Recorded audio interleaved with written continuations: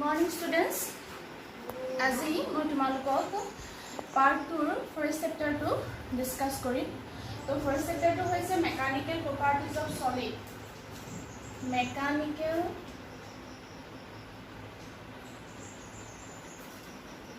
properties of solid. ঠিক আছে, তো এতিয়া চোৱা আমি এটা কথা জানিব লাগিব যে যিকোনো অবজেক্টৰ প্ৰপাৰ্টিজ আমি যদি ডিসকাস কৰিবলৈ যাওঁ তেতিয়াহ'লে আমি এটা টাৰ্ম অতি দৰকাৰী যেটো আমি বুজি পাব লাগিব বা জানিব লাগিব যিটো টাৰ্মৰ সহায়ত যিটো টাৰ্মৰ ওপৰত ডিপেন্ড কৰি অবজেক্টবোৰৰ প্ৰপাৰ্টি কি কৰিছিলে এক্সপ্লেইন কৰা হৈছিলে বা তাক দেখুৱা হৈছিলে। তো আমি মেকানিক্যাল প্ৰপাৰ্টিজ অফ সলিড যেনেকৈ ডিসকাস কৰিম তেনেকৈ আমি ফ্লুইডৰ ক্ষেত্ৰতো ডিসকাস কৰিম। ফ্লুইড মিন্স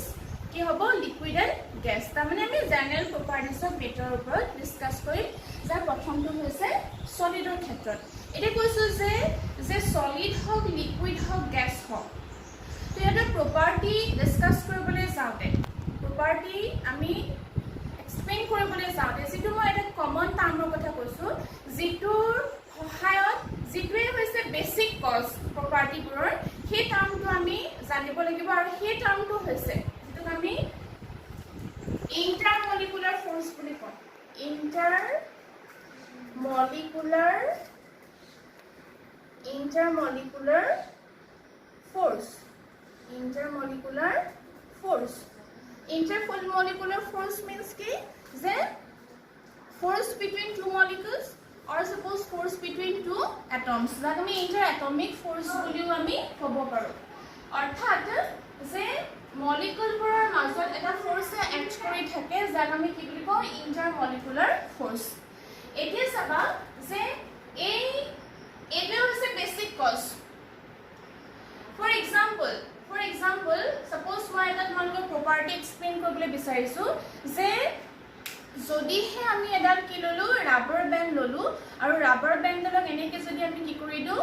টানি দিওঁ, এনেকৈ যদি টানি দিওঁ তেতিয়া কি হৈ গ'ল দীঘল হৈ যায়। আকৌ কি হয় এৰি দিয়াৰ লগে লগে তাৰ বস্তুটো আকৌ ক'লৈ গুচি আহে ৰাবাৰ বেণ্ডডাল আগৰ জেগালৈ গুচি আহে। এই যিটো আমি ফেনমেনন এইটো যিটো মই কি কৈছোঁ যে ফ'ৰ্চ এপ্লাই কৰিছোঁ দীঘল হৈ গ'ল আৰু ফোৰ্স আমি কি কৰি দিলো আঁতৰাই দিলো, আকৌ আগৰ জেগালৈ আকৌ পুনৰ শেপটোলে বা সাইজটোলে ঘূৰি আহিলে। সেই যিটো প্ৰপাৰ্টি সেইটো এটা নাম দিয়ে ইলাষ্টিক প্ৰপাৰ্টি বুলি কয়। তেনেকুৱা ধৰণে বিভিন্ন ধৰণৰ প্ৰপাৰ্টি আমি পঢ়িবলৈ পাম যিটোৰ কজ যিটোৰ বেসিক কজ যিটো আমি কিহৰ কাৰণে হৈছে তাৰ কাৰণ কি সেই কাৰণটো ক'বলৈ যাওঁতে আমি সদায় কিহৰ কথা ক'ব লাগিব intermolecular force. That means properties of matter depends on intermolecular force. ঠিক আছে, এতিয়া চাবা তোমালোকে যে আমি এনেকুৱাকে এই মলিকুলবোৰৰ কথাই কৈছো। এই মলিকুলবোৰৰ মাজত কি ফোৰ্স এক্ট কৰি থাকিব ইণ্টাৰমলিকুলাৰ ফোৰ্স এক্ট কৰিব। That means intermolecular force ৰ ৰিজেম্বল আমি ডিসকাস কৰিম। তো ইয়াত কি হৈছে ফোৰ্সটো কেনেকৈ এক্ট কৰিব এনেকুৱা ধৰণে এটাই আনটোক এনেকুৱা ধৰণে কি কৰি থাকিব এক্ট কৰি থাকিব। ঠিক আছে, প্ৰত্যেককে ইটোৱে আনটোক ফোৰ্স দিব যাক আমি ইণ্টাৰমলিকুলাৰ বা ইণ্টাৰএটমিক ফোৰ্স বুলি কৈছো। ধৰি ললো সাপোজ এই মলিকুলবোৰৰ মাজত আমি কি কানেক্ট কৰি দিছো যেনিবা স্প্ৰিং এডাল এনেকৈ কানেক্ট কৰি ৰাখিছো। জাস্ট এটো ইমাজিন কৰিছো বা ধৰি লৈছো যে এনেকুৱাকে কি আছে স্প্ৰিং আছে। তে স্প্ৰিঙৰ কেনেকুৱা প্ৰপাৰ্টি থাকে স্প্ৰিংডালৰ প্ৰপাৰ্টি কেনেকুৱা হ'ব পাৰে স্প্ৰিংডালক যদি আমি এনেকৈ টানি দিওঁ এনেকৈ যদি স্প্ৰিংডালক টানি দিওঁ দীঘল হৈ যাব। আকৌ যদি ফোৰ্সটো এৰি দিওঁ তেতিয়াহ'লে কি হৈ যাব আকৌ আগৰ জেগালৈ ঘূৰি আহিব। তো সেইটোকে ধৰি ললো ইয়াত চোৱা এই মলিকুলটোক যদি ইয়াৰ পৰা এনেকৈ যদি আমি আঁতৰাবলৈ বিচাৰোঁ অৰ্থাৎ স্প্ৰিংডাল আমি দীঘল কৰিছো এই মলিকুলটোক যদি আমি এনেকুৱাকৈ আঁতৰাবলৈ বিচাৰোঁ তেতিয়াহ'লে এই স্প্ৰিংডাল দীঘল হৈ যাব, কিন্তু স্প্ৰিঙৰ নেচাৰটো কেনেকুৱা পুনৰ আকৌ ক'লৈ আহিবলৈ বিচাৰিব আগৰ জেগালৈ আহিবলৈ বিচাৰিব। অৰ্থাৎ মলিকুল দুটাক আমি যদি ডিসপ্লেস কৰিবলৈ বিচাৰিছো ইয়াত দুটা যদি বিচাৰিছো তেতিয়া সেই মলিকুল দুটাৰ মাজত এনেকুৱা এটা ফোৰ্স আছে যিটো ফোৰ্সে মলিকুল দুটা বা মলিকুলটো আকৌ কোলৈ জেগালৈ আনিবলৈ বিচাৰে আকৌ নিজৰ জেগালৈ ঘূৰাই আনিবলৈ বিচাৰে তো এতিয়া সব ধৰি ললো যে ইয়াৰ মাজৰ যেটো ডিসটেন্স মলিকুল দুটাৰ মাজৰ ডিসটেন্সটো কি r নট মানে মলিকুল দুটাক যদি আমি আঁতৰাবলৈ বিচাৰিছো বা স্প্ৰিংডালক যদি মই টানি দীঘল কৰিবলৈ বিচাৰিছো তাৰ মানে মই কি ইনক্ৰিজ কৰিবলৈ বিচাৰিছো r নট টো ইনক্ৰিজ কৰিবলৈ বিচাৰিছো যদি r নট টো ইনক্ৰিজ কৰো ফোৰ্স এপ্লাই কৰিলো r নট টো ইনক্ৰিজ কৰিলো তেতিয়া কি হ'ব আকৌ এই মলিকুল দুটা কি কৰিব ডিউ টু ইন্টাৰমলিকুলাৰ ফোৰ্স আকৌ আগৰ জেগালৈ ঘূৰি আহিব কিন্তু ঘূৰি অহাৰ কাৰণে মলিকুল দুটা এটা এটা তাৰমানে কি কৰিছে অ্যাট্ৰাক্ট কৰিছে I mean this one is known as attractive force that means when r naught is increased then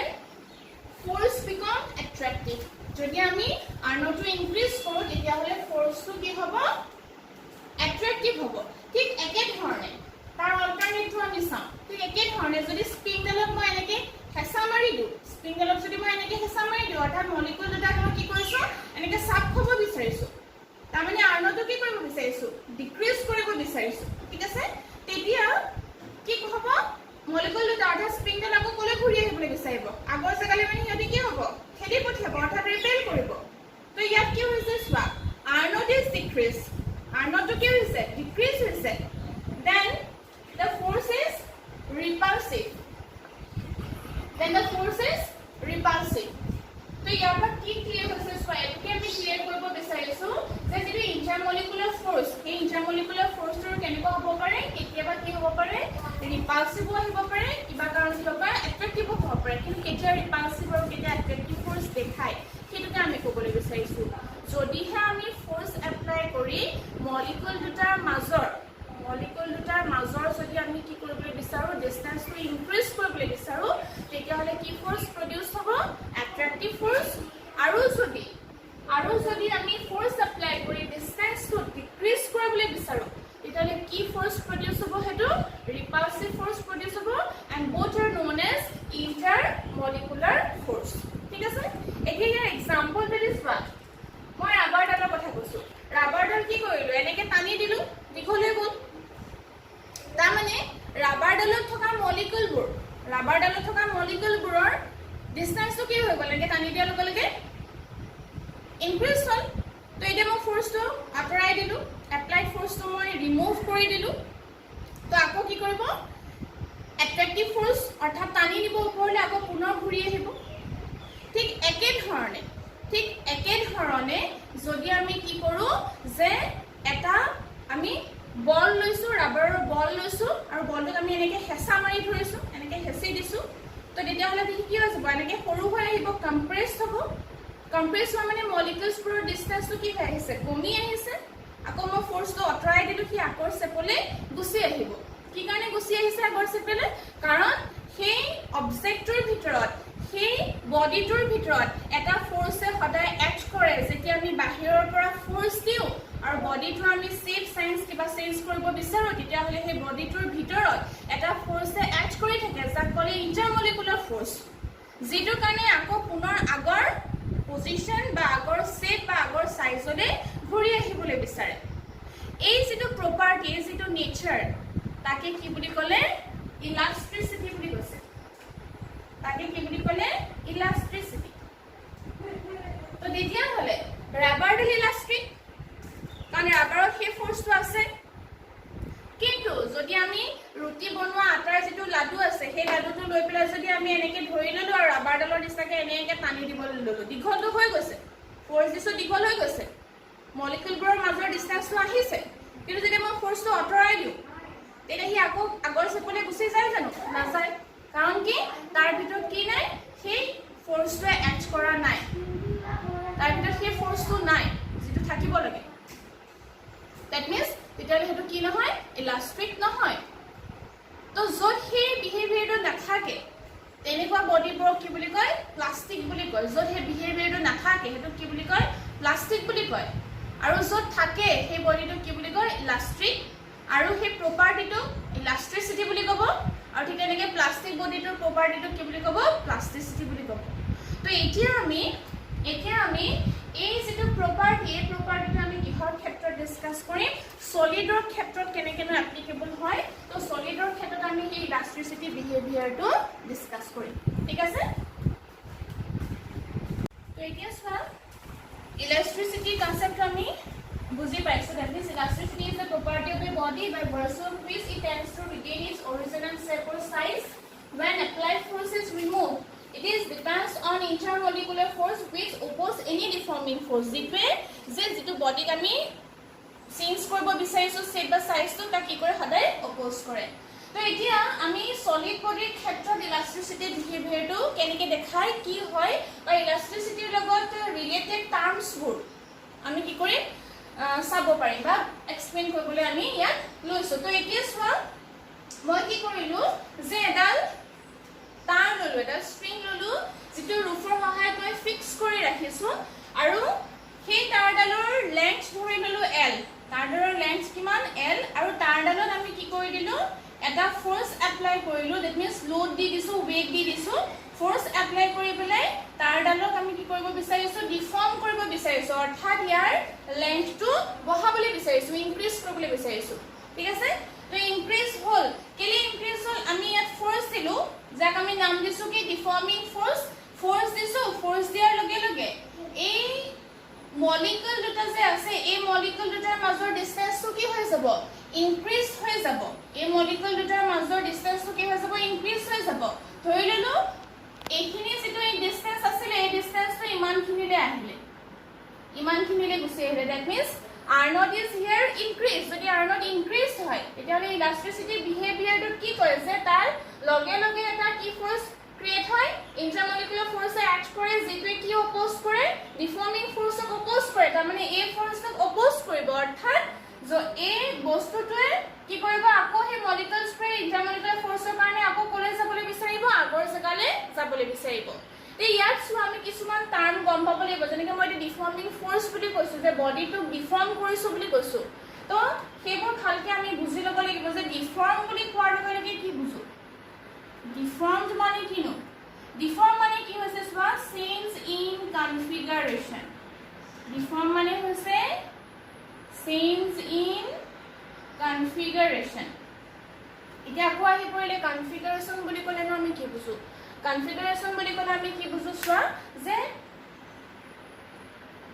আমি ৰাবাৰ ডালৰ কথা কৈছিলো তো বা আমি এই স্প্ৰিং ডালৰ কথা কৈছো ইয়াত আমি কি চেঞ্জ কৰিছো এই wire dollar a string dollar আমি কি চেঞ্জ কৰিছো সাইজটো চেঞ্জ কৰিছো ৰাবাৰ ডাল টানি দিলো দীঘল হৈ গল প্ৰথমতে যদি আমি তাৰ লেন্থটো L আছিল টানি দিয়াৰ লগে লগে দীঘল হৈ গল অৰ্থাৎ তাৰ কি হৈ গল সাইজটো চেঞ্জ হৈ গল ঠিক একে ধৰণে এখিনতে ধৰি ললো এডাল কি আছিল স্কেল আছে আৰু স্কেলক আমি এইফালৰ পৰা যেতিয়া চোৱা ইয়াত যদি আমি ইয়াৰ পৰা ফোৰ্স দিও এইফালে যদি আমি ফোৰ্স এপ্লাই কৰো তেতিয়া কি দেখিম ইয়াৰ এই সাইডে যে স্ট্ৰেট পোৰশন আছে এটা এনেকুৱা ধৰণৰ বেকা হৈ যাব এতিয়া চোৱা ইয়াত কি চেঞ্জ হ'ল ইয়াত এই বস্তুটোৰ কি চেঞ্জ হ'ল ইয়াত কি চেঞ্জ হ'ল বস্তুটোৰ শেপ চেঞ্জ হ'ল যদিহে প্ৰথমতে মলিকুলছবোৰে এনেকে স্ট্ৰেট লাইনত আছিল তেতিয়া মলিকুলছবোৰে কি কৰিলে তাৰ লোকেশনটো তাৰ পজিশনটো কাৰ্ভৰ ডাইৰেকচনলে লৈ আনিলে তো এটো হৈছে ইয়াত কি চেঞ্জ হৈছে শেপ চেঞ্জ হৈছে ইয়াত কি চেঞ্জ হৈছে সাইজ চেঞ্জ হৈছে ফোর্স এপ্লাই কৰিছো সাইজ আৰু এফালে কি হৈছে শেপ চেঞ্জ হৈছে ঠিক একে ধৰণে আমি আৰু এটা দেখাব পাৰো ধৰি ললো যে এটা সাৰ্কুলাৰ বডি আছে আৰু এনেকুৱা ধৰণৰ মলিকুলছবোৰ কি হৈ আছে এটো ফৰ্মত আছে তাৰ মানে মই এটো ক'বলৈ বিচাৰিছো যে এডাল ৰড আমি কি কৰিলো এডাল ৰড আছিল এই ৰডডালক আমি ইয়াত কি কৰিলো ফিক্স কৰি দিলো ইয়াত এনেকে ফিক্স কৰি দিলো আৰু ইয়াত ধৰি পেলাই আমি ৰডডালক যদি এনেকে ৰোটেট কৰি দিও এনেকে যদি ঘূৰাই দিও তেতিয়া হলে ইয়াত কি চেঞ্জ হ'ল এই বডিটোৰ কি চেঞ্জ হ'ল তেতিয়া হলে কি চেঞ্জ হ'ব ইয়াত শেপ চেঞ্জ হৈছে নে সাইজ চেঞ্জ হৈছে ইয়াত একো চেঞ্জ হোৱা নাই কিন্তু কনফিগাৰেচন চেঞ্জ হৈছে কেলে চেঞ্জ হৈছে কেলে ক'ব পাৰো কাৰণ প্ৰথমতে যদি মলিকুলছবোৰ এনেকে আছিল পাঁচটা মলিকুলছ আছে পাঁচটাৰ ওপৰত পাঁচটা এনেকে আছে যেতিয়া আমি ঘূৰাই দিম এই পোৰশনটো ফিক্স হৈ আছে যেতিয়া আমি ঘূৰাই দিম তেতিয়া কি হ'ব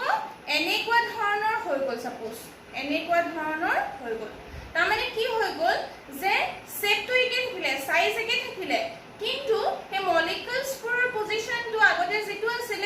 তাৰ পৰা বেলেগ এটা আলে তাৰ ট্ৰান্সফাৰ হৈ গ'ল আৰু কি হৈ গ'ল এগেইন এতিয়া পাঁচটা মলিকুলৰ ওপৰত পাঁচটাই আছে তো ইয়াতো কিবা এটা চেঞ্জ হৈছে এই গোটেই বস্তুবোৰকে কি বুলি কৈছে কনফিগাৰেশ্যন বুলি কৈছে that means change in configuration এতিয়া এই গোটেই ওয়াৰ্ডটো কনফিগাৰেশন ওয়াৰ্ডটো actually common that means versatile word হিচাপে কি ইউজ কৰা হয় ডিফৰ্ম ইউজ কৰা হয়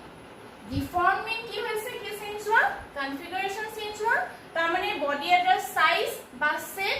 এনেকুৱা ধৰণৰ চেঞ্জ হোৱাটোকে কি বুলি কৈছে ডিফৰ্মড হোৱা বুলি কৈছে ঠিক আছে এতিয়া নেক্সট টাৰ্মটো চোৱা ডিফৰ্মিং ফোৰ্স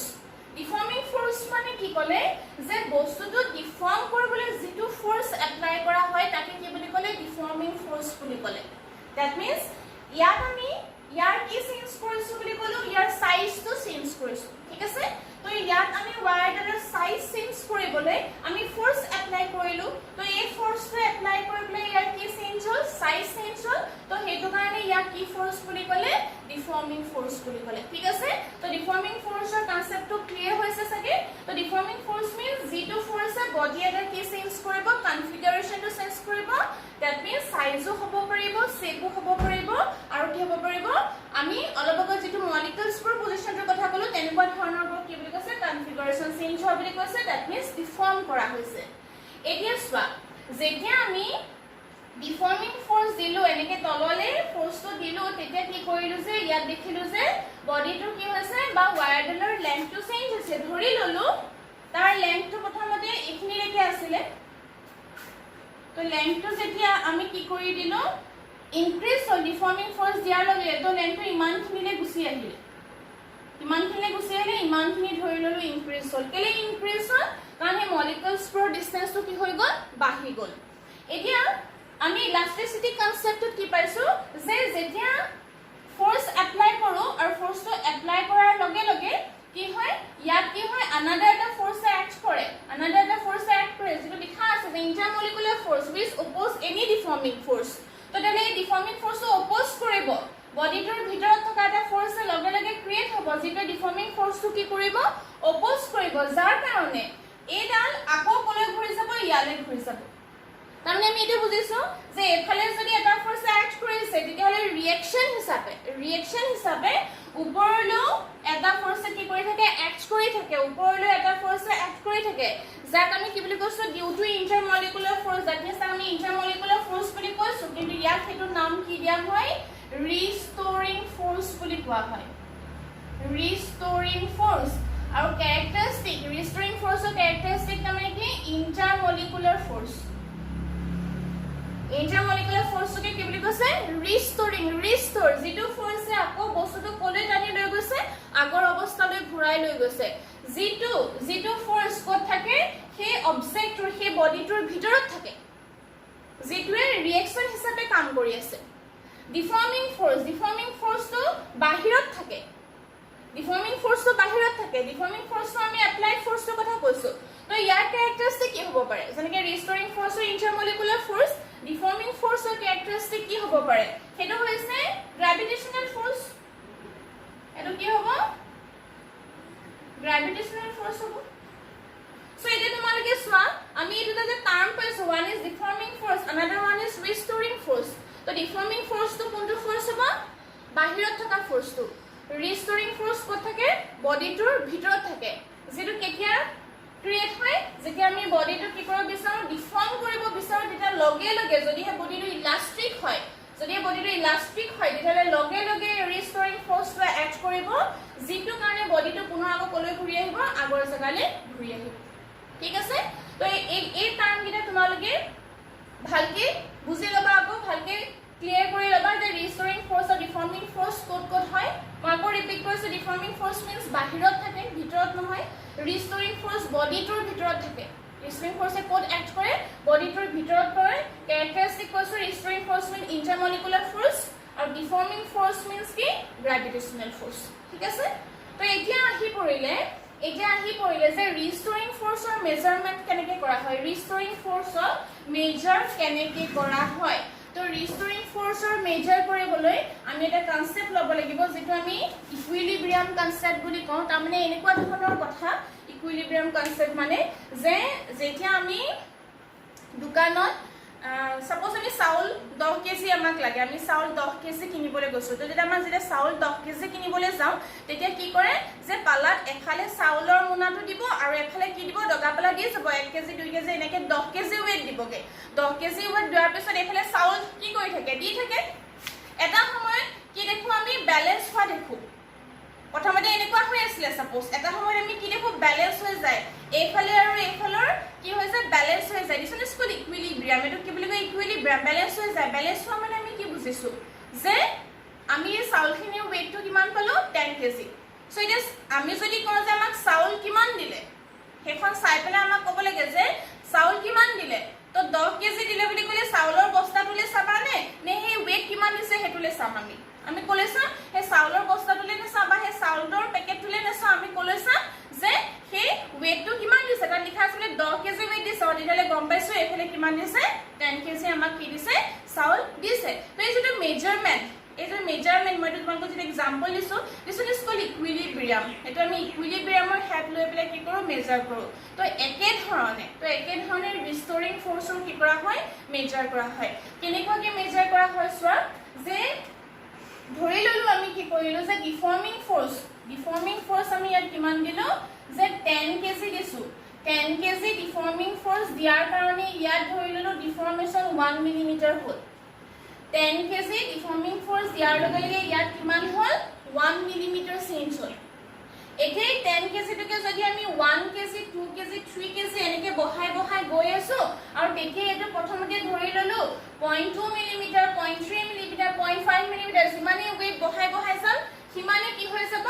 এই ডিসটেন্স তো মলিকুলবোৰৰ ডিসটেন্স তো বাহি আহি থাকিব আৰু লেন্থটো ইনক্ৰিজ হৈ আহি থাকিব তাৰ পৰা দেখিলো যে 10 কেজি ওয়েট পোৱাৰ লগে লগে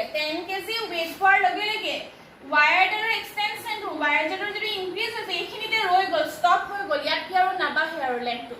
কিমানৰ হলগে 10 কেজি ডিফৰ্মিং ফোৰ্স দিয়াৰ লগে লগে আমি ইয়াত লাষ্টত আমি কোনখিনি ষ্টপ হৈ গল বুলি কলো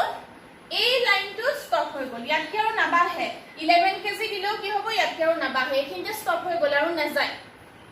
তো এতিয়া এই 10 কেজি ফোৰ্সটো যদি আমি ৰিমুভ কৰি দিও এই 10 কেজি ফোৰ্সটো যদি আমি ৰিমুভ কৰি দিও তেতিয়া হলে আকৌ এই অবজেক্টটো কোলে গুছি যাব আগৰ জাগালে গুছি যাব এই যেটো পোৰশন আছে এই যেটো ইনক্ৰিজিং হৈছিল লেন্থটো এটো আকৌ কোলে জাগালে গুছি যাব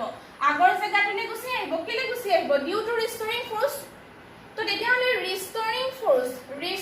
ফোৰ্স তেতিয়া হলে কিমান হ'ব লাগিব 10 কেজি হ'ব লাগিব ৰিস্টোৰিং ফোৰ্সও কিমান হ'ব লাগিব 10 কেজি হ'ব লাগিব এই যে এইখিনিতে ৰৈ গল ইয়াত কি আৰু নাযায় this is called equilibrium position তাৰ মানে এফালে যিমানে ফোৰ্স এক্ট কৰি আছে ওপৰটো কিমানে কৰি আছে কিমানে কৈছে মই কৈছো যে ৰিস্টোৰিং ফোৰ্সটো হৈছে দা ৰিঅ্যাকশন ফোৰ্স একশন যিমান হৈছে ৰিঅ্যাকশনও কি হৈ আছে সমান হৈ আছে তো হেইকাৰণে এডখতে কি হৈ গল ষ্টপ হৈ গল এটো কি বুলি কোৱা হয় ইকুইলিব্ৰিয়াম ইয়াত কি বুলি কোৱা হয় ইকুইলিব্ৰিয়াম বুলি কোৱা হয় ধৰি ললো যে ৰিস্টোৰিং ফোৰ্সতকে ডিফৰ্মিং ফোৰ্সটো বেছি তেতিয়া মানে বস্তুটো আগৰ জাগালে ঘূৰি যাব নে নাই তেতিয়ালে বস্তুটো কোনফালে টানিব তললে বেছিকে টানিব যাক ব্যালেন্সটো নাই হয় ইয়াত তো সেইকাৰণে কি কোৱা হয় যে ৰিস্টোৰিং ফোৰ্সটো মেজাৰ কৰিবৰ কাৰণে আমি সদায় কোনটো চাম ডিফৰ্মিং ফোৰ্সটো চাম যেনেকে আমি চাউল কিমান পাইছো চাবলে হলে আমি কি চাম দগা পালেজত কিমান ওয়েট দিছে হেতু চাম তো ঠিক একে ধৰণে ডিফৰ্মিং ফোৰ্স কিমান দিছে হেতুৰ ওপৰত বেস কৰি আমি গম পাম যে ৰিস্টোৰিং ফোৰ্সটো কিমান হ'ব তো ডিউ টু ইকুইলিব্ৰিয়াম মেজাৰমেন্ট আমি ইকুইলিব্ৰিয়ামৰ পৰা আমি কি চাব পাৰো যে ৰিস্টোৰিং ফোৰ্স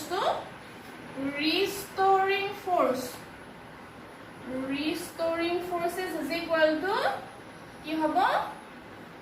ডিফৰ্মিং ফোৰ্স হ'ব এটো কিহৰ কাৰণে for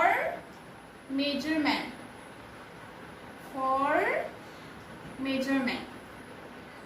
কিন্তু সোয়া ৰিস্টোৰিং আৰু ডিফৰ্মিং দুটা একে নহয় আগো বেলেগ সাধাৰণতে যেতিয়া নিউমাৰিকেল কৰা হয় নিউমাৰিকেল কৰিবৰ সময়ত আমি এই কনসেপ্টটো ইউজ কৰো কিন্তু ল'ৰা-ছোৱালীবোৰে কিছুমানে কি কৰে ষ্টুডেন্টছবোৰে ডিফৰ্মিং ফোৰ্স আৰু ৰিস্টোৰিং ফোৰ্স দুটা একে বুলি ভাবে ৰিস্টোৰিং আৰু ডিফৰ্মিং ফোৰ্স দুটা একে নহয় ডিফৰ্মিং ফোৰ্স হৈছে কত এক্ট কৰে বাহিৰত কৰে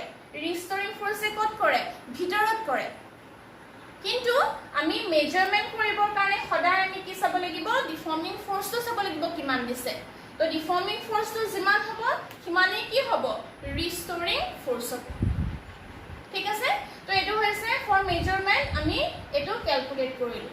তো এটি ইলাস্ট্ৰিসিটি কনসেপ্টত ইলাস্ট্ৰিসিটি প্ৰপাৰ্টিটোত কোনকেইটা টাৰ্ম আমি বেসিক্যালি পালো ৰিষ্টৰিং ফোৰ্স এন্ড অনাদাৰ ওয়ান ইজ কি ডিফৰ্মিং ফোৰ্স ঠিক আছে এটা এই টপিকটোৰ পৰা এটা কোৱেশ্চন আহে কেতিয়াবা সেই কোৱেশ্চনটো হৈছে কি why steel is more elastic than rubber why steel is more elastic than rubber যে রাবারতকে স্টিল কিয় বেশি ইলাস্টিক হয় দেখা তেনেকুৱা লাগে যে ৰাবাৰডাল টানি দিলে দেখোন বহুত দীঘল হৈ যায় তেতিয়ালে ইলাস্টিক কি হ'ব ৰাবাৰে হ'ব কিন্তু নহয় স্টিল হে বেশি ইলাস্টিক কি কাৰণে হয় কাৰণ আমি ইলাস্ট্ৰিসিটি বস্তুটোৰ কোনটোৰ বেশি হেতু চাবলৈ হলে আমি কোনটো বস্তু ওপৰত গুৰুত্ব দিব লাগিব কোনটো চাব লাগিব যে তাৰ ৰিষ্টৰিং ফোৰ্সটো কিমান তাৰ কিমান ৰিষ্টৰিং ফোৰ্সটো কিমান তো আমি তেতিয়া হলে ৰিষ্টৰিং ফোৰ্সটো কিমান চাবলৈ হলে আমি ডিফৰ্মিং ফোৰ্সটো কিমান হেতু গম পাব লাগিব ফৰ মেজাৰমেন্ট যাৰ ৰিষ্টৰিং ফোর্সটো বেছি হ'ব সেই কি হ'ব বেছি ইলাস্টিক হ'ব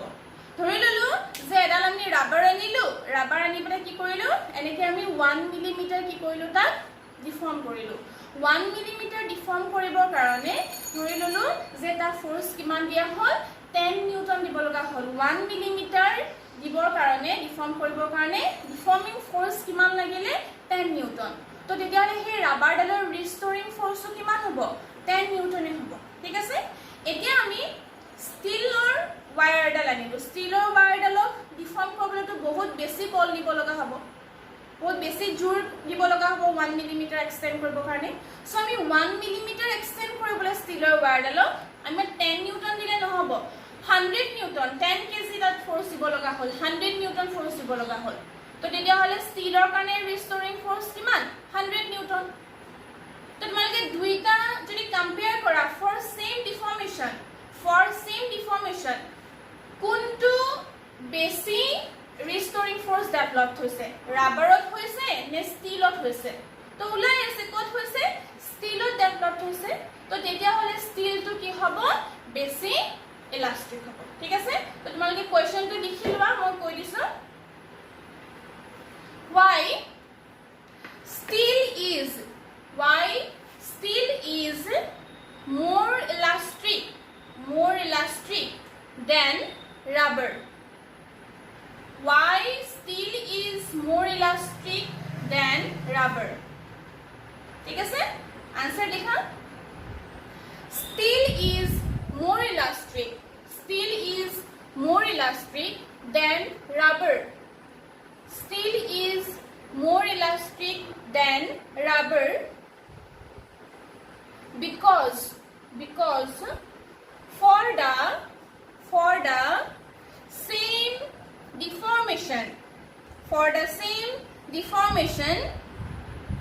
for the same deformation it develops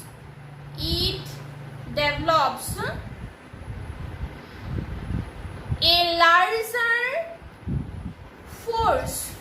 larger force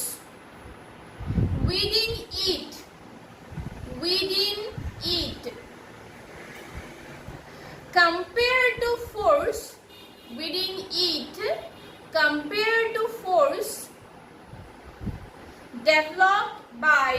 compared to force developed by rubber for same